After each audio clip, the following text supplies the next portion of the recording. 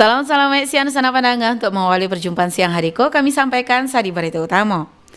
Dinas Lingkungan Hidup Kota Bukit Tinggi mengimbau masyarakat agar dapat membuang sampah sampai pembuangan sampahnya dan disediakan. Wali Kota Bukit Tinggi tekankan persiapan matang antar stakeholder dalam rapat koordinasi MTQ KP1 tingkat Provinsi Sumatera Barat. Buletin Barito Minangko dibacakan de Survio Dila. Agar sampah tidak menumpuk dan merusak pemandangan, Dinas Lingkungan Hidup Kota Bukit Tinggi mengimbau masyarakat agar dapat membuang sampah sejak pukul 8 balik waktu Indonesia Barat sore hingga pukul 6 waktu Indonesia Barat pagi ke tempat pembuangan sampah TPS Nandi Sadiokan. Kita dengarkan laporan dari Yudi Prama Agustino. Persoalan sampah menjadi salah satu yang diprioritaskan di pemerintah Kota Bukit Tinggi dan setiap harinya berkisar mencapai 100 ton bahkan lebih. Kepala Dinas Lingkungan Hidup DLH Kota Bukit Tinggi Aldias Nur menyebutkan agar sampah tidak menumpuk dan merusak pemandangan, warga diimbau agar dapat membuang sampah sejak pukul 8 balik waktu Indonesia Barat sore hingga pukul 6 waktu Indonesia Barat pagi ke tempat pembuangan sampah atau TPS yang disediakan. Nantinya petugas akan menjampui sampah itu ke TPS pada pukul 6 waktu Indonesia Barat pagi hingga selesai. Maka dari itu diharapkan warga mematuhi imbauan agar sampah tidak menumpuk di TPS nan ado. Aldias Nur menyampaikan kondisi saat ko banyak orang yang membuang sampah terutama dari luar Kota Bukit Tinggi sehingga menjadi kendala tersendiri dalam persoalan sampah tersebut. Untuk itu diharapkan adanya kesadaran warga dalam masalah persampahan. Aldias Nur menjelaskan berbagai upaya harus dilakukan untuk mengurangi tumpukan sampah di dalam kota. Salah satunya jika meniadakan TPS permanen serupunan dulu pernah ada di sejumlah titik. Hal itu dinilai indah efektif dek menjadi tempat pembuangan dan indah bawaktu sehingga sampah tarui menumpuk di lokasi TPS. Kebijakan TPS dikurangi itu sebablah 85% masyarakat waktu sampahnya dijemput dengan armada L300 2 balai buah, betor sampai 10 buah. Sekitar 15% lah yang alun karena sarana prasarana masih kurang. Awak tidak tertutup kemungkinan sampah dari luar masih datang ke Bukit Tinggi. Jadi timbulan sampah itu kini cenderung turun di kota. Tahun 2021 itu sampai 4.000 ton lebih setahun. 2022 38.000, 2023 36.000 dan 2020 sampai batang itulah sampai di angka 35.000 lebih stek. Jadi kalau dibandingkan 2021 turunnya itulah mendekati 10.000 ton. Awal lebih cenderung ditiadakan TPS, meniadakan TPS sama sekali. Aldias Nur menambahkan, pada tahun 2021 setidaknya 44.000 ton sampah per tahun di Kota Bukit Tinggi, tahun 2022 38.000 ton, tahun 2023 36.000 ton, dan di tahun 2024 turun sebanyak 35.000 ton per tahunnya. Upaya penurunan itu tarus dilakukan, salah satunya di pengaduan tempat pengolahan sampah terpadu atau TPST. Hingga saat ko volume sampah masih normal setiap hari, namun biasanya lonjakan volume sampah meningkat pada momen libur panjang, libur lebaran, serta momen lain dan pada saat itu jumlah kunjungan ke Kota Bukit Tinggi juga mengalami peningkatan. Yudi Prama Agustino melaporkan. Kantor Wilayah Kementerian Agama Kemenak Provinsi Sumatera Barat menggagas gerakan ekoteologi madrasah lewat program Gerakan Madrasah Pengelola Sampah Sehat dan Berteknologi atau GEMAS berseri serta sinergi dan interaksi ilmu guru madrasah Sigma. PLT Kepala Kanwil Kemenak Sumbar Edison di Padang menyatakan program ekoteologiko sebuah pendekatan teologis yang menempatkan manusia sebagai khalifah bumi dan wajib menjaga lingkungan. Edison menambahkan masih menemukan madrasah membakar sampah plastik serta hal tersebut yang harus dihentikan. Apalagi ekoteologi mengajarkan setiap individu untuk menjaga bumi sebagai bagian dari ibadah. Praktek pembakaran sampah tidak hanya melanggar etika lingkungan, melainkan juga bertentangan dengan Undang-Undang Nomor 18 Tahun 2008 dan Peraturan Pemerintah Nomor 27 Tahun 2020 tentang pengelolaan sampah. Oleh karena itu, Edison menegaskan seluruh madrasah di provinsi tersebut diwajibkan melakukan pemilahan sampah organik, anorganik hingga akhir Desember 2025. Atas dasar itu, Kemenak mendorong madrasah menjalin kerjasama dengan Dinas Lingkungan Hidup atau lembaga terkait dalam pengelolaan sampah bakal lanjutan. Beralih ke berita selanjutnya di sana, Wali Kota Bukit Tinggi Ramlan Nurmatias tekankan persiapan matang antar stakeholder dalam rapat koordinasi event Kota Bukit Tinggi sebagai tuan rumah MTQ ke-41 tingkat Provinsi Sumatera Barat. Alwan Ahmad Fauzan menurunkan laporannya.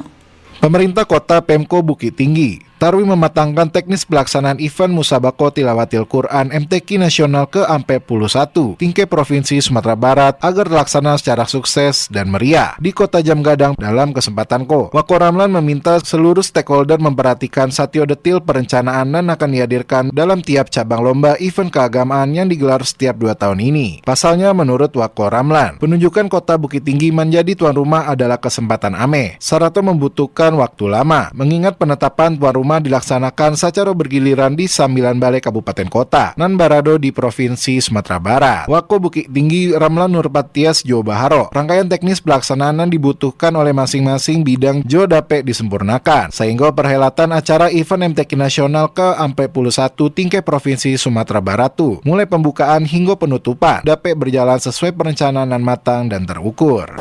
Bahwa tanggal 15 November itu pembukaan. Sekarang ada tanggal 16. Jadi persiapan kita sebenarnya sudah sampai 2 bulan lagi.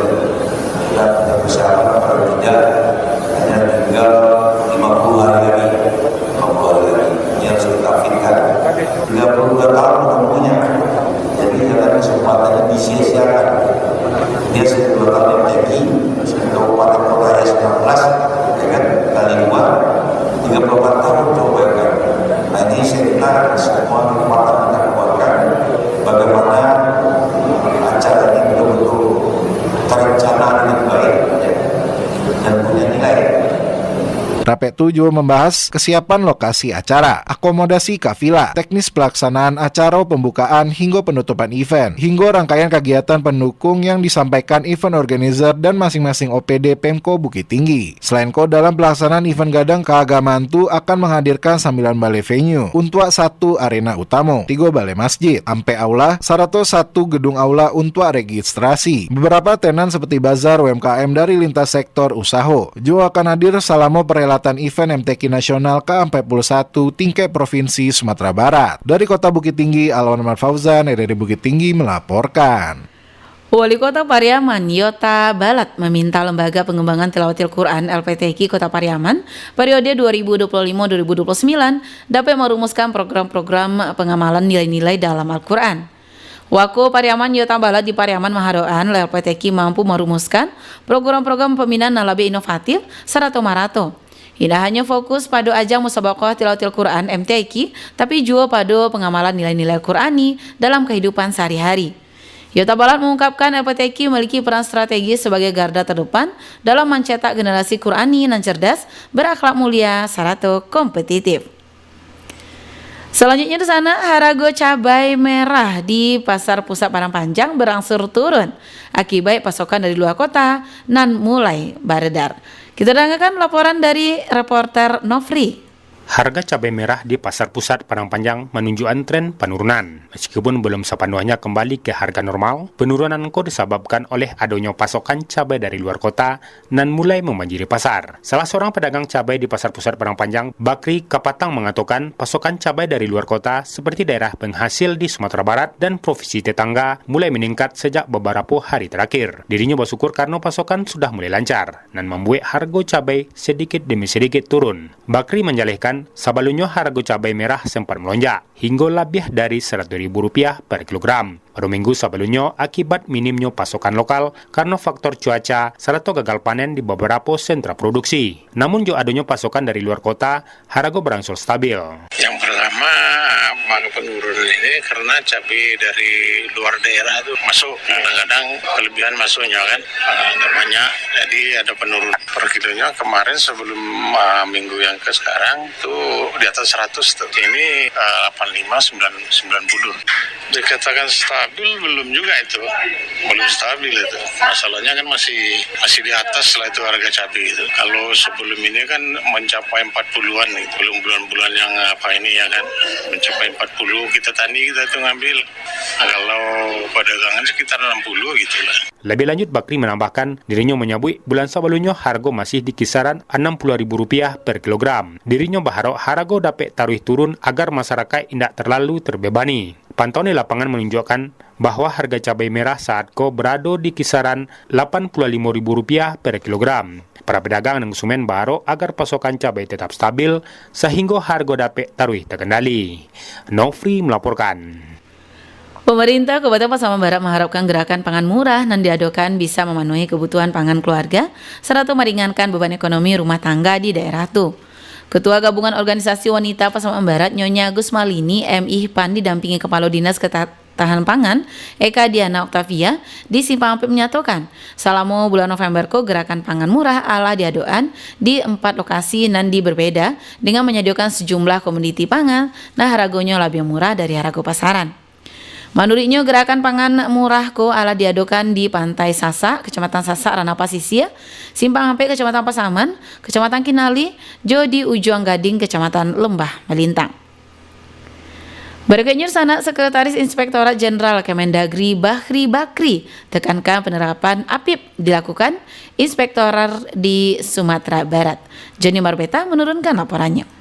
Inspektorat jangan diam saja, jangan sudah direncanakan oleh masing-masing OPD dan kemudian setelah itu dieksekusi baru diperiksa salahnya. Ya, karena prinsip dasar untuk suatu pengawasan menjaga agar tidak ada pelanggaran. Dari presentasi hasil pengawasan umum Inspektorat Jenderal Kementerian Dalam Negeri Itjen Kemendagri Republik Indonesia pada 9 aspek pengawasan pada tahun anggaran 2020 sampai dengan 2024 terdapat 1.600 temuan atau 60,40%. Temuan paling banyak pada aspek keuangan daerah disusul aspek kerja sama 5,6%, aspek pembangunan daerah 8,2%, aspek pelayanan publik di daerah 8,3%, aspek kelembagaan daerah 2,9%, aspek kepegawaian pada perangkat daerah 3,2%, aspek pembagian urusan 1,8%, aspek kepala daerah dan DPRD 7,3%, serta aspek kebijakan daerah 7,2%. Sekian kondisi dan ada pentingnya sinergitas pengawasan aparat pengawasan internal pemerintah APIP untuk mendukung pelaksanaan program strategis nasional di Provinsi Sumatera Barat. Mengemuka dalam rapat koordinasi pengawasan daerah provinsi dan kabupaten kota se-Sumatera Barat 2025 nan kedua dilaksanakan di Indonesia berlangsung selama 3 hari dan berakhir hari ke-8 November 2025 di Istana Bung Hatta Bukit Tinggi dengan hadiran Sekretaris Inspektorat Jenderal Kementerian Dalam Negeri RI Bahri Bakri serta Kepala Perwakilan BPKP Sumatera Barat Arif Ardianto. Bahri Bakri menekankan bahwa pengawasan non-efektif sangat penting untuk mencegah terjadinya kebocoran penerimaan negara dan lambatnya birokrasi dalam bekerja serta mengatasi masalah korupsi dan masih menjadi tantangan kadang kiniko di Indonesia dan keberadaan inspektorat jangan diam saja dan kemudian tu dieksekusi baru diperiksa apa salahnya. Menurutnya perencanaan dan pengawasan sangat penting dilakukan inspektorat dalam kurangi fraud, kecurangan, indikasi, celah korupsi dan terdapat pada setiap OPD. Inspektorat ini kan seharusnya mulai dari awal proses perencanaan, ya, pelaksanaan sampai nanti juga pelaporan dan pertanggungjawaban. Inspektorat harus ikut di sana, jadi ikut awal, jadi jangan hanya menunggu ya sampai di akhir. Artinya supaya sadar dikurangi. Adapun indeks persepsi korupsi suatu negara dan kiniko terendah skor dan peringkat indeks persepsi korupsi di Indonesia berada pada posisi 99. Bahkan kiniko sesuai Undang-Undang Nomor 23 bahwa diusulkan keberadaan inspektorat setara Jo Sekda dan hal itu adalah disetujui di Kementerian Keuangan Republik Indonesia BPK maupun KPK. Diketahui terdapat 7 tipologi delik korupsi merugian yakni keuangan negara, suap, penggelapan, perbuatan curang sehingga pentingnya peningkatan kapasitas APIP untuk memastikan bahwa setiap kegiatan pengawasan bermakna bagi pimpinan kementerian, lembaga maupun daerah dan berdampak bagi instansi dan publik dan apapun masalah bisa memberikan pendapat dan rekomendasi dilakukan pimpinan APIP. Di acara itu diserahkan pula piagam penghargaan pada Inspektur Kabupaten Kota berkinerja terbaik 2025 di Provinsi Sumatera Barat dan diterima di Inspektur Kabupaten Solo dari Akmal Sarjana Teknik. Joni Marbeta Mangaban untuk berita Minang pada siang hari ko.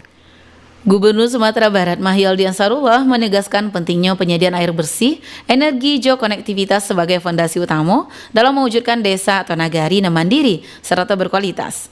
Hal itu disampaikan Mahyaldi ketika membuka rapat koordinasi data indeks desa Provinsi Sumatera Barat tahun anggaran 2025 di Aula Kantor Gubernur.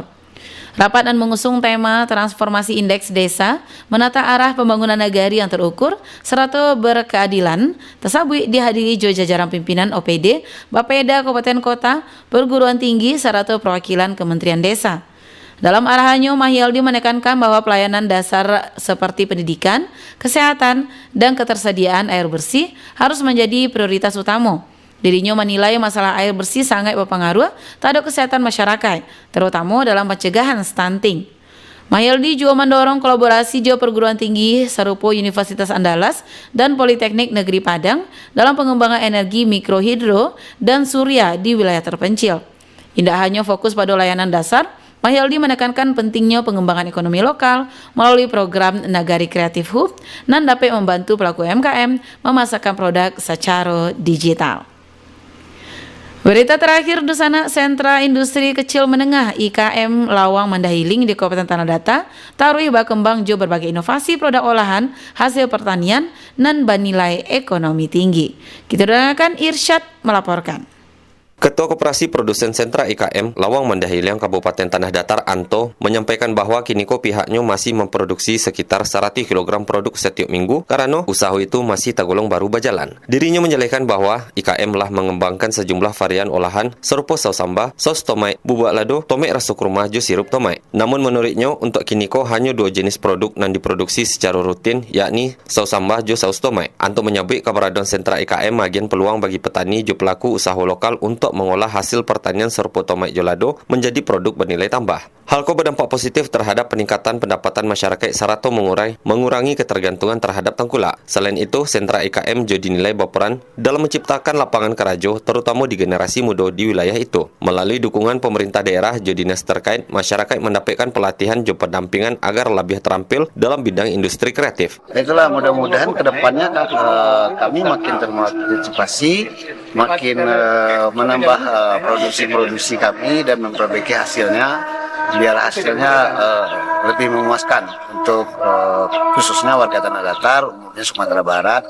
Mungkin tidak tertutup kemungkinan suatu saat ekspor keluar. Anto berharap kehadiran Sentra IKM Lawang Mandahiling dapat tarikh mendorong pertumbuhan ekonomi lokal, mempakai produk unggulan daerah juga meningkatkan semangat wirausaha masyarakat. Irsyad melaporkan.